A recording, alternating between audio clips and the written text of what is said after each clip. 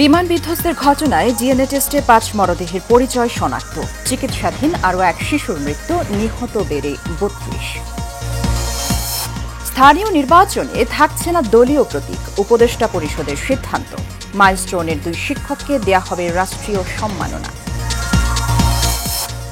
গণতন্ত্র ধ্বংস করেছিলেন খায়রুল হক, বলছে জাতীয়তাবাদী আইনজীবী ফোরাম। দৃষ্টান্তমূলক শাস্তি চাইলেন মির্জা ফখরুল। এবং দেশের স্বার্থ বিসর্জন দিয়ে চুক্তি হবে না, বাণিজ্য উপদেষ্টার ঘোষণা। মার্কিন শুল্ক কমাতে আবারও বৈঠকের অনুরোধ।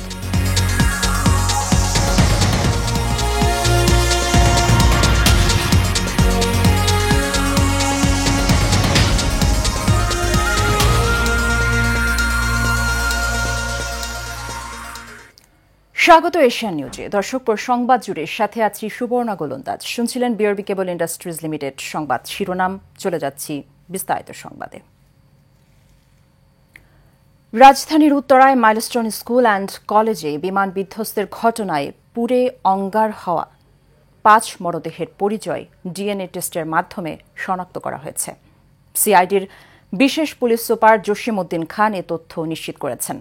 পুলিশের অপরাধ তদন্ত বিভাগ এসব মরদেহের বিপরীতে ১১ জন দাবিদারের ডিএনএ নমুনা সংগ্রহ করেছিলেন।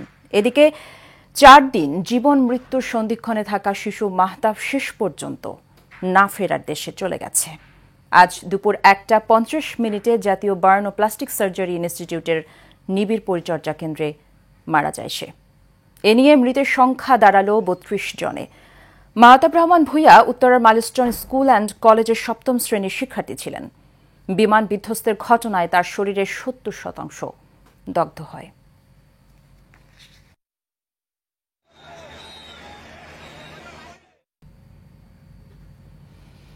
স্থানীয় সরকার নির্বাচনে দলীয় প্রতীক না রাখার সিদ্ধান্ত নিয়েছেন অন্তর্বর্তী সরকার। এই সংক্রান্ত ৪টি আইনের সংশোধনী অনুমোদন দিয়েছে উপদেষ্টা পরিষদ।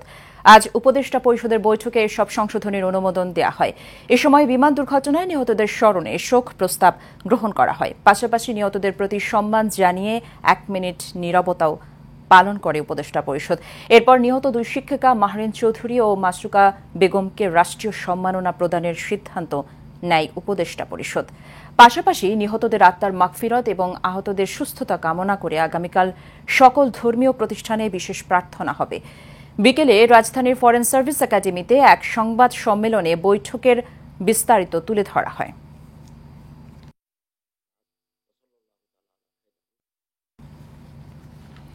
প্রধান উপদেষ্টা অধ্যাপক ড মোহাম্মদ ইউনূসের নেতৃত্বে জাতীয় বেতন স্কেলের আওতাধীন কর্মচারী ও কর্মকর্তাদের জন্য একটি নতুন পে কমিশন গঠন করেছে অন্তর্বর্তী সরকার।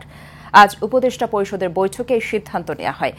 বিকেলে রাজধানীর ফরেন সার্ভিস একাডেমিতে এক সংবাদ সম্মেলনে প্রধান উপদেষ্টার প্রেস সচিব শফিকুল আলম এই তথ্য জানান। তিনি বলেন, পে কমিশন ৬ মাসের মধ্যে তাদের প্রতিবেদন জমা দেবে। বর্তমানে ২০১৫ সালের পে স্কেল অনুসারে সরকারি কর্মকর্তা কর্মচারীরা বেতন ভাতা পান।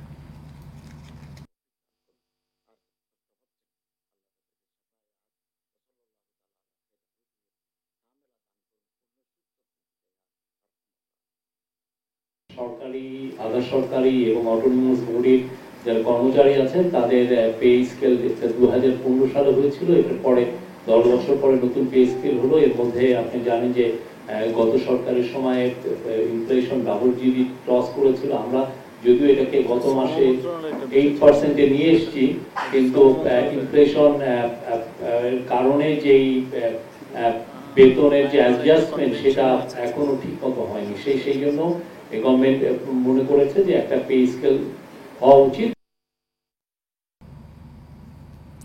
অস্পষ্টতা সৃষ্টি করা অনানুগত্য শব্দটি তুলে দিয়ে সরকারি চাকরি অধ্যাদেশ ২০২৫ গেজেট প্রকাশ করা হয়েছে।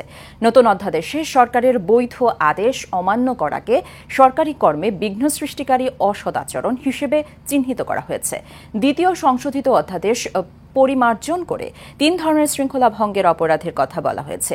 সংশোধিত অধ্যাদেশ অনুযায়ী কোনো সরকারি কর্মচারী আন্দোলনে গেলে, অর্থাৎ নিজে নিয়ম লঙ্ঘন করে একজন সরকারি কর্মচারী আর একজন সরকারি কর্মচারীর কাজে বাধা দিলে বা তাকে তার কাজ থেকে বিরত রাখলে তাকে বাধ্যতামূলক অবসরসহ চাকরি থেকে বরখাস্ত করা যাবে।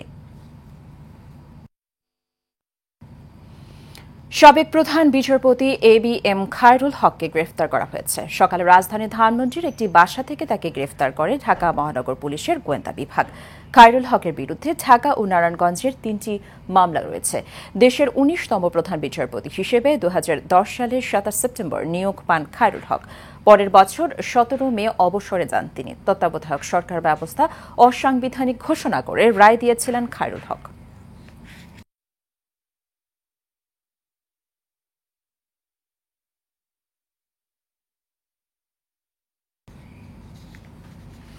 সাবেক প্রধান বিচারপতি খায়রুল হকের কারণে আয়নাঘর তৈরি হয়েছিল। গণতন্ত্র ধ্বংস করে তিনি হাজার মানুষ হত্যার পথ উন্মুক্ত করে দিয়েছিলেন। তাই তার বিচার জনতার আদালতে হতে হবে বলে দাবি জানিয়েছেন জাতীয়তাবাদী আইনজীবী ফোরামের সভাপতি জয়নাল আবেদিন।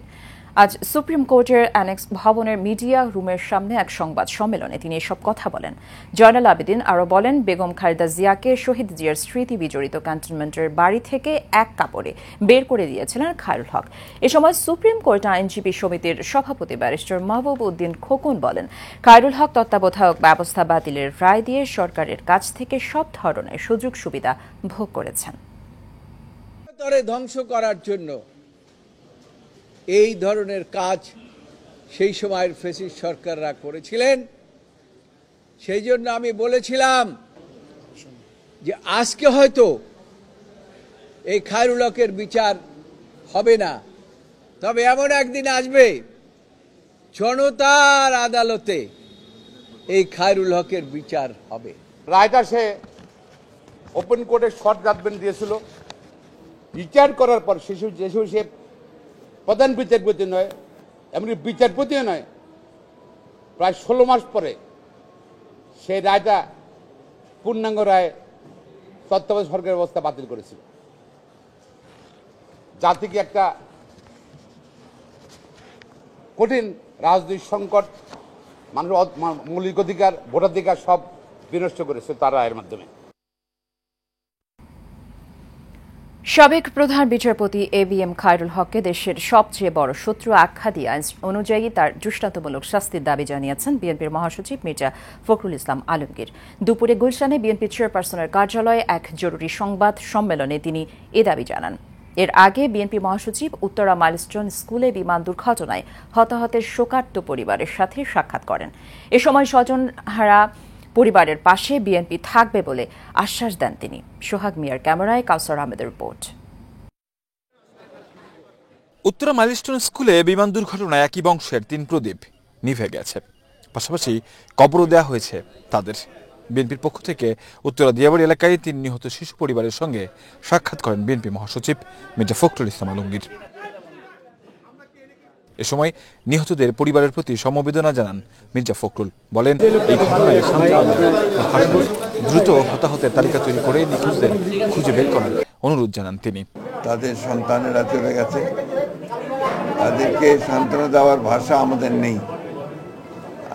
আমরা শুধু এই কথা তাদেরকে বলতে এসেছি, পরম করুণাময় আল্লাহ তাআলার কাছে আমাদের দেশনেত্রী বেগম খালেদা জিয়া, যিনি নিজেও এখন হাসপাতালে ভর্তি হয়েছে, আবার গত রাত্রেই অসুস্থ অবস্থায়, তিনি এবং আমাদের ভারপ্রাপ্ত চেয়ারম্যান জনাব তারেক রহমান সাহেব, তিনি আমাকে বিশেষভাবে কালকে রাতে বলেছেন যে আপনি যাবেন, গিয়ে তাদেরকে আমাদের যে ব্যথা, আমাদের যে সমবেদনা, আমরা যে তাদের সঙ্গে আছি, সেটা তাদেরকে জানাবেন।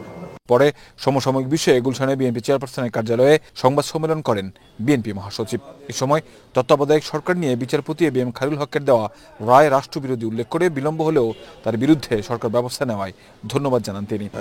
একটা বিশাল ক্ষতি করেছেন একটা বিরাট পদে থেকে, এবং সেই পদ থেকে তিনি বাংলাদেশের ভাগ্য নির্ধারণ করার একটা ব্যাপারে দায়িত্বে ছিলেন। সেখানে তুমি সেই জায়গায় প্রতারণার আশ্রয় নিয়েছেন, জনগণের সঙ্গে প্রতারণা করেছেন, রাষ্ট্রের সঙ্গে প্রতারণা করেছেন সাবেক বিচারপতি খায়রুল হক সাহেব। শিশু একাডেমি স্থানান্তরের সরকারের সিদ্ধান্তের বিরোধিতা করে বিএনপি মহাসচিব বলেন, শিশু একাডেমি ভবন ভেঙে ফেলা হলে তা শিশুদের মেধা ও মনন বিকাশে বাধা হয়ে দাঁড়াবে। মানে বিচার বিভাগ, যেটাকে আমরা মনে করি যে আপনার জুডিশিয়ারি সবচেয়ে বড় জায়গা, যেখানে আপনার সবচেয়ে আপনার মানুষের আস্থা থাকে, সেই আস্থা জায়গাটাকে সম্পূর্ণভাবে তিনি ধ্বংস করেছেন। কাউসার আহমেদ, এশিয়ান টেলিভিশন, ঢাকা। জাতীয় নাগরিক পার্টি এনসিপির আহ্বায়ক নাহিদ ইসলাম বলেছেন, এনসিপি সংস্কার, বিচার ও নতুন সংবিধানের দাবিতে এগিয়ে যাবে। এরই মধ্যে বিভিন্ন রাজনৈতিক দল নিজেদের অবস্থান থেকে সরে এসে সংস্কারের পক্ষে কাজ করছে। আগামী 5 আগস্টের মধ্যে জুলাই সনদ ও ঘোষণাপত্র আদায় করা হবে বলেও জানান তিনি। ব্রাহ্মণবাড়িয়া শহরের পৌর মুক্ত মঞ্চে জুলাই পদযাত্রা পরবর্তী সমাবেশে সব কথা বলেন নাহিদ। এ সময় এনসিপির দক্ষিণাঞ্চলের মুখ্য সংগঠক হাসনাত আবদুল্লাহ বলেন, মাইলস্টোনের ঘটনাকে পুঁজি করে আওয়ামী লীগ আবার পুনর্গঠিত হচ্ছে। দেশের স্বার্থে ফ্যাসিবাদ বিরোধী রাজনৈতিক দলগুলোর ঐক্যবদ্ধভাবে আওয়ামী লীগকে মোকাবেলার আহ্বান জানান তিনি।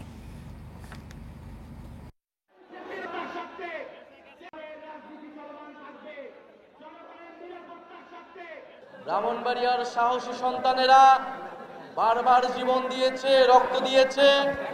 ফ্যাসিবাদ বিরোধী সকল আন্দোলনে ব্রাহ্মণবাড়িয়ার মানুষেরা রক্ত দিয়েছে, লড়াই করেছে সাহসিকতার সাথে। আমরা জানি শুধু জুলাই আগস্ট আন্দোলনই নয়, এই গণ অভ্যুত্থানের আগেও 2021 সালের মোদী বিরোধী আন্দোলনে ব্রাহ্মণবাড়িয়ার বহু মানুষ লড়াই করেছিল দিল্লির আধিপত্যবাদের বিরুদ্ধে। আমাদের অনেক ভাইয়েরা সে সময় শহীদ হয়েছিলেন। আমরা ব্রাহ্মণবাড়িয়ার সকল শহীদের রুহের মাগফিরাত কামনা করি। দেশের স্বার্থ বিসর্জন দিয়ে শুল্ক ইস্যুতে যুক্তরাষ্ট্রের সঙ্গে কোনো চুক্তি হবে না বলে জানিয়েছেন অন্তর্বর্তী সরকারের বাণিজ্য উপদেষ্টা শেখ বশির উদ্দিন। সচিবালয়ে সাংবাদিকদের সাথে মতবিনিময়কালে সব কথা বলেন তিনি। জানান, আরোপিত বাড়তি শুল্ক কমানোর ক্ষেত্রে মার্কিন বাণিজ্য প্রতিনিধি দলের সঙ্গে আবারও বৈঠকের অনুরোধ করা হয়েছে। বিস্তারিত নূর মোহাম্মদ ভুঁইয়ার রিপোর্টে। বাংলাদেশি রফতানি পণ্যের উপর মার্কিন শুল্ক আরোপ সহ সম্প্রতি বিভিন্ন ইস্যুতে গণমাধ্যমের মুখোমুখি হন বাণিজ্য উপদেষ্টা শেখ বশির উদ্দিন। উপদেষ্টা বলেন, যুক্তরাষ্ট্রে আরোপিত বাড়তি শুল্ক কমানোর ক্ষেত্রে মার্কিন বাণিজ্য প্রতিনিধি দলের সঙ্গে আবারও বৈঠকের অনুরোধ করা হয়েছে। আমরা গত পরশুদিন যুক্তরাষ্ট্রের বাণিজ্য মন্ত্রীকে আমাদের করণীয় সম্পর্কে একটা পত্র দিয়েছি। আমরা আশা করছি এটা জবাবের অপেক্ষায় আছি এবং আমরা আমন্ত্রণের অপেক্ষায় আছি। সো জবাব এবং আমন্ত্রণ পেলে আমরা ইনশাল্লাহ অ্যাজ এ গ্রুপ আমাদের যে নেগোসিয়েশন টিম আছে আমরা সকলে একত্রে মিলে যাবো ইনশাল্লাহ। মার্কিন বাণিজ্য প্রতিনিধি দল শুক্রবার অনলাইনে মিটিংয়ে একটি শিডিউল দিয়েছে জানিয়ে বাণিজ্য উপদেষ্টা বলেন, শুল্ক পদ্ধতি ও আইনি কাঠামোর কারণে লবিস্ট দিয়ে এই বাড়তি শুল্ক সমস্যা সমাধান সম্ভব নয়। মন্ত্রণালয় সংশ্লিষ্ট অনেক ধরনের আইনি প্রক্রিয়া আছে, যে আইনি প্রক্রিয়াগুলো একজন লবিস্টের পক্ষে বোঝা সম্ভব না বলে আমার ধারণা। এবং আমরা আন্তঃমন্ত্রণালয় সরকারের প্রায় সকল মন্ত্রণালয় একসাথে কাজ করেছে। গত 15 দিন দিন রাত কাজ হয়েছে। দেশের স্বার্থ রক্ষায় সরকার সব ধরনের চেষ্টা চালিয়ে যাচ্ছে বলেও জানান শেখ বশির উদ্দিন। বাংলাদেশের স্বার্থ ক্ষুণ্ণ করে আমরা কেন কাজ করব? নূর মোহাম্মদ ভুঁইয়া, এশিয়ান টেলিভিশন, ঢাকা। শেষ করব এশিয়ান নিউজ, তার আগে বিআরবি কেবল ইন্ডাস্ট্রিজ লিমিটেড সংবাদ শিরোনামগুলো জানিয়ে দেব আরও একবার।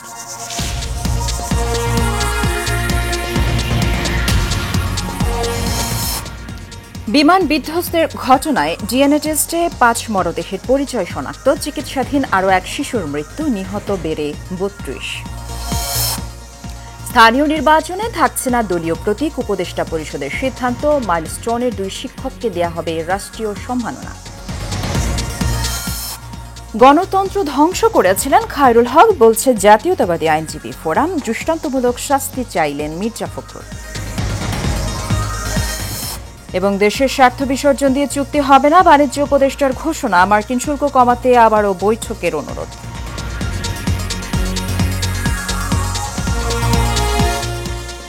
এশিয়ান নিউজ এ পর্যন্তই। আমাদের পরবর্তী সংবাদ দেখার আমন্ত্রণ রইল। ধন্যবাদ সাথে থাকার জন্য।